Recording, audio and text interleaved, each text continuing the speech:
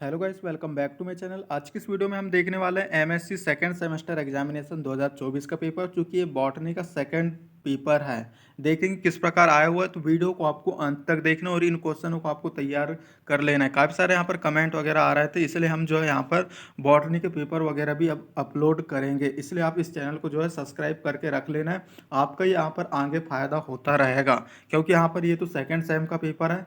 First sem का मैंने डाल दिया है, सेकंड सेम का डाल रहा हूँ, थर्ड सेम का मैं आगे डालूंगा। ठीक है, आपके पेपर से पहले।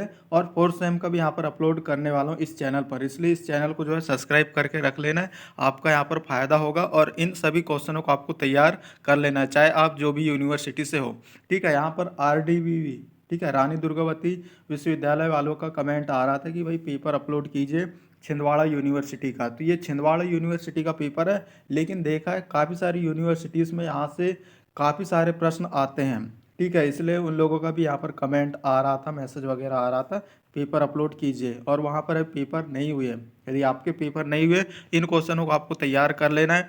और जैसे कि आप जैसे 2025 वगैरह में तैयारी कर रहे हैं, तो बता दें 2 साल के अगर पेपर पढ़ लेते हैं जैसे 2023-24 के, तो काफ़ी ज़्यादा इंपॉर्टेंट हो जाता है। आपके सारे क्वेश्चन जो है पुराने 2 ईयर के पेपर से आ जाते हैं। भले ही अगर ऑब्जेक्टिव आ रहे हैं तो वो नहीं आएंगे, लेकिन क्वेश्चन जो है पूरे के पूरे आ ही जाते हैं। तो देखेंगे यहाँ पर morphology, anatomy and embryology of angiosperm paper है। पेपर का टाइटल देखेंगे किस प्रकार पेपर आया हुआ है। यहाँ पर 40 अंक के पेपर होते हैं। हो सकता है आपके इसमें ये जो है 80 अंक 70 अंक का पेपर होता हो, कोई दिक्कत नहीं है।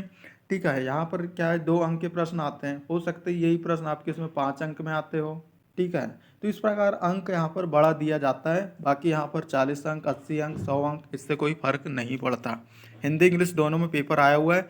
देखेंगे हम सेक्शन ए की यहाँ पर बात करें तो वस्तुनिष्ठ 5 प्रश्न पूछे गए हैं।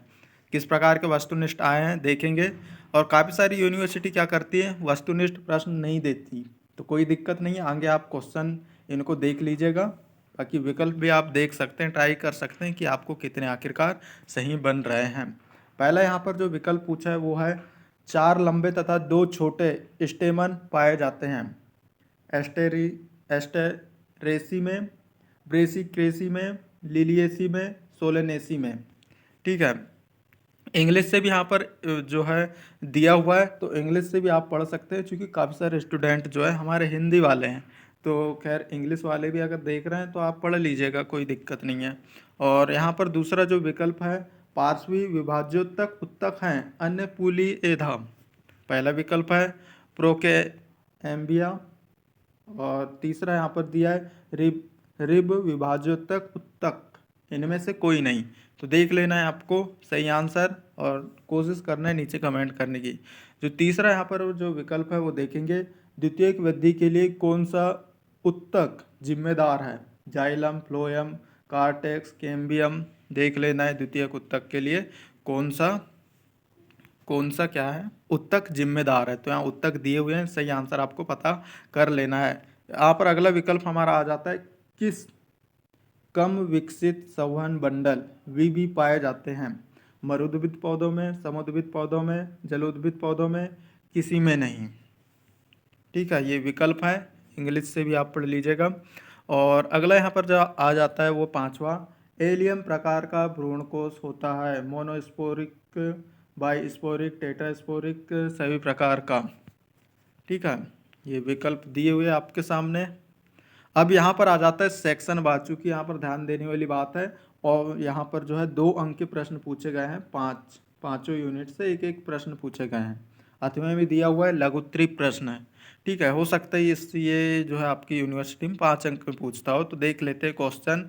पहला प्रश्न यहाँ पर आया हुआ है, अधोवर्ती अंडाशय की आकारिकी का वर्णन कीजिए। डिस्क्राइब द मॉर्फोलॉजी ऑफ इन इनफेर इन्फेरर ओरी। ठीक है, अधोवर्ती अंडाशय, अंडाशय की आकारिकी का वर्णन करना है। ठीक है, यहाँ पर जो अगला प्रश्न है अथवे का, पुकेसर की आकारिकी का वर्णन कीजिए। इंग्लिश से भी यहाँ पर दिए हुआ है स्टेमन, तो देख लीजिएगा आप। और यहाँ पर इकाई दूसरे की यहाँ पर बात करें, लेटेक्स, धबु, लेटि सरफस का वर्णन कीजिए। अथवा की यहाँ पर बात आती है तो जड़ सूक्ष्मजीवी अंतःक्रिया को समझाइए। ठीक है, जड़ सूक्ष्मजीवी अंतःक्रिया को समझाइए। तीसरे यूनिट से आप प्रश्न पूछा है क्या, निके निकेटनस निकेटथस तने की असामान्य आंतरिक संरचना का वर्णन कीजिए। ठीक है, अब यहाँ पर जो अथवा का प्रश्न है, साल्वेडोरा तने की असामान्य आंतरिक संरचना का वर्णन कीजिए। अगला यहाँ पर जो आया है चौथे इकाई से, वो प्रश्न है अधिपादप का वर्णन कीजिए। अगला यहाँ अथवे की बात करें तो समुद्भिद का वर्णन कीजिए। समुद्भिद आखिर है क्या चीज़। ठीक है, इकाई 5 की यहाँ पर बात करें तो परागकोश की संरचना पर टिप्पणी लिखिए। परागकोश को डिटेल से आपको समझाना था। अथवे की यहाँ पर बात आती है तो भ्रूणकोश की संरचना पर टिप्पणी लिखिए। इन सभी क्वेश्चनों को आप टिक लगा लीजिएगा, चाहे आप जिससे भी अध्ययन कर रहे हैं या आप लिख भी सकते हैं और तैयार कर लीजिएगा। अब यहाँ पर आते हैं 5-5 अंक के प्रश्न, क्योंकि पाँचों यूनिट से एक एक पूछे गए हैं, इस प्रकार 25 अंक के हो जाते हैं।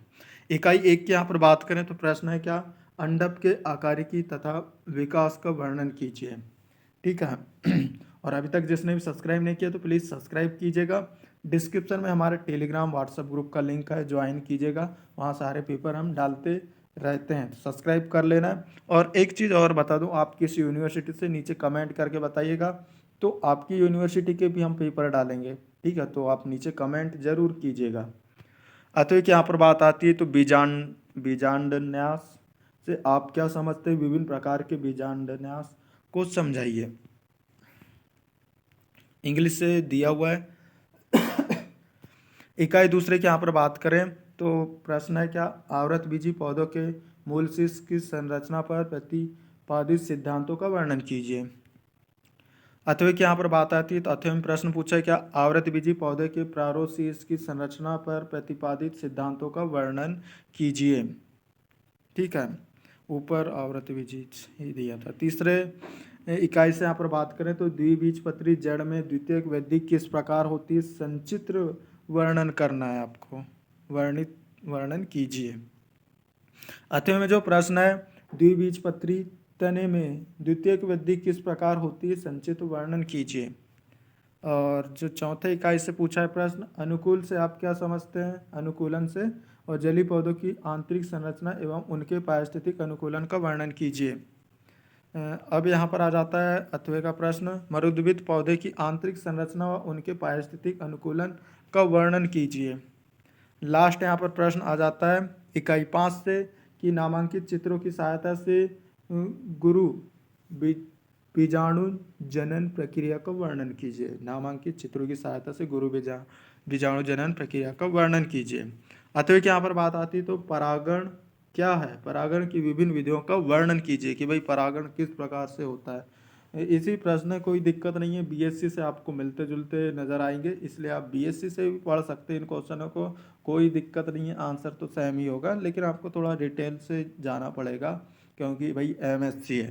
ठीक है, और पेपर में आपको जो सारे क्वेश्चन अटेंड करना है, एक भी क्वेश्चनों को छोड़ना नहीं है।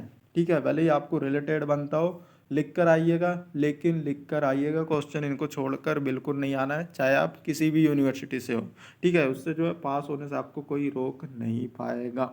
ठीक है, बाकी जो है सारे पेपर मैं अपलोड कर रहा हूँ, इस चैनल को जो है सब्सक्राइब अभी तक नहीं किया तो कर लीजिए, क्योंकि आपका ही फायदा होगा। 3rd सेमेस्टर 4th सेमेस्टर के भी पेपर मैं अपलोड करूँगा ही।